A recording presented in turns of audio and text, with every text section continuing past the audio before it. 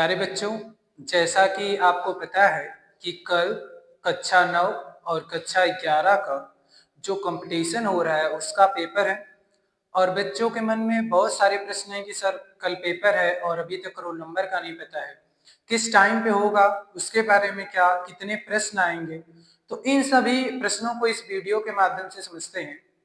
तो जो सवाल उठ रहा है कि अभी तक रोल नंबर क्यों नहीं मिल पाया जबकि पेपर कल ही है, तो आपको बता दें कि रोल नंबर आप जब अपने सेंटर पे पहुंचेंगे, यानी जो इस क्षेत्र के विद्यार्थी हैं जो गोपालगंज के हैं वो माँ विंध्यवासिनी इंटर कॉलेज पे जाएंगे, और जो कप्तानगंज के विद्यार्थी हैं वो सक्सेस पॉइंट कप्तानगंज पे जब पहुंचेंगे तो आपको आपका रोल नंबर वहीं पे उसी वक्त मिल जाएगा, जिसको आपको जो आपका प्रश्न पत्र होगा उस पर लिखना होगा।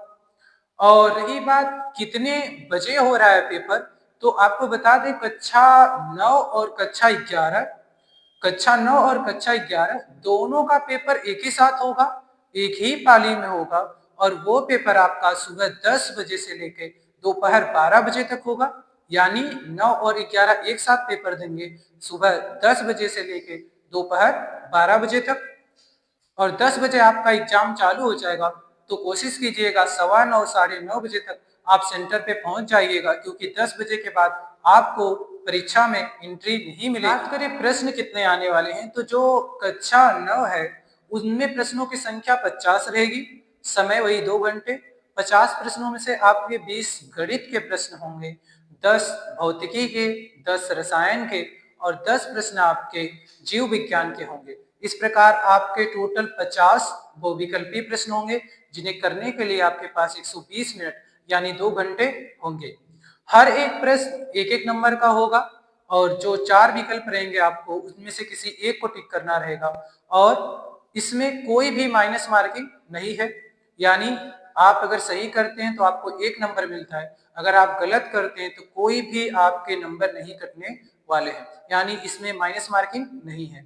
और वही बात करें अगर हम कक्षा 11 की, तो 11 में जो प्रश्नों की संख्या है वो है 60 यानी 16, जिसमें से 20 प्रश्न गणित के, 20 फिजिक्स के, 20 केमिस्ट्री के, और वही जो लोग बायो रहेंगे उनके लिए गणित की जगह पे वो 20 प्रश्न बायो के होंगे, यानी 20 केमिस्ट्री होगा, 20 फिजिक्स होगा और 20 मैथ या बायो, जिसका जो भी रहेगा वो होगा। जब आपको आपका क्वेश्चन पेपर मिलेगा तो वहां पे आपको बेसिक डिटेल भरनी पड़ेगी, जैसे जो आपका नाम है, पिता का नाम, विद्यालय का नाम, और नीचे आएंगे तो उसके नीचे आपको एक सिक्योरिटी टैग के रूप में एक लाइन दिखेगी, जिस लाइन को आपको अपने हैंड राइटिंग में साफ साफ शब्दों में नीचे लिखना होगा, और बगल में जहाँ हस्ताक्षर है वहां पे आपको हस्ताक्षर करना होगा।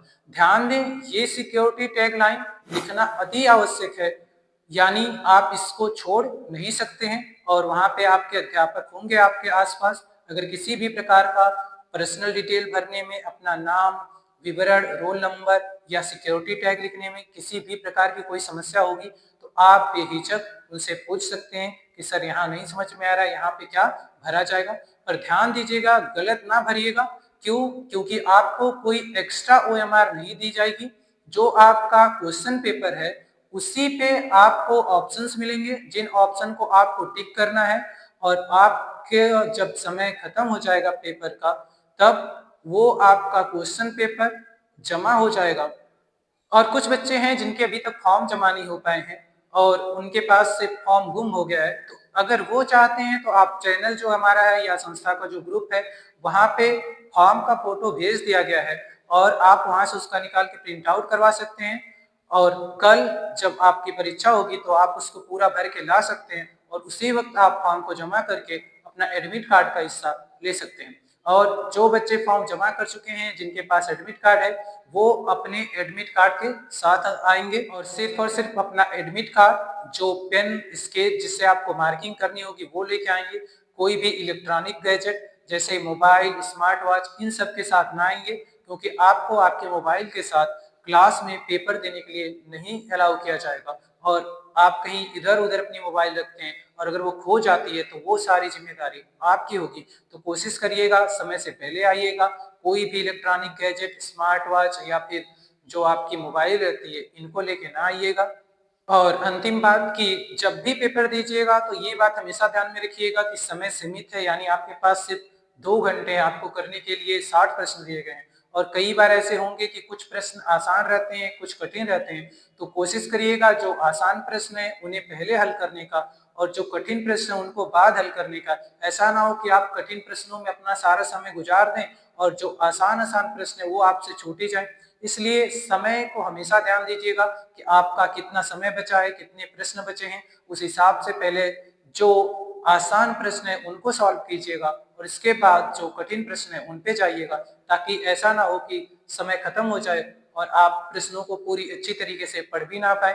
तो इसी के साथ ये वीडियो समाप्त करते हैं और आपको कल की आपकी परीक्षा के लिए बेस्ट ऑफ लक। और यकीन मानिए आप उन विद्यार्थियों से काफी बेहतर हैं जो ये मुफ्त का मिलने वाला मौका भी वो छोड़ दिए, जो इतना हिम्मत नहीं दिखा पाए कि वो इस प्रतियोगिता में भाग लें। आप उनसे कई गुना बेहतर हैं कि आपने खुद को एक चुनौती दी है, आपने खुद को परखने का एक मौका दिया है। और परीक्षा में पास होना, फेल होना, अच्छे नंबर पाना, कम नंबर पाना वो अलग बात है, पर परीक्षा का जो अनुभव होता है, जो आपको सीखने का मौका देता है, वो आप जब तक पेपर में बैठेंगे नहीं, जब तक उस माहौल में रहेंगे नहीं, उसका अनुभव आप नहीं कर पाएंगे। इसलिए यकीन मानिए आप उनसे कई गुना बेहतर हैं जिन्होंने खुद को परखने का ये मौका छोड़ दिया है।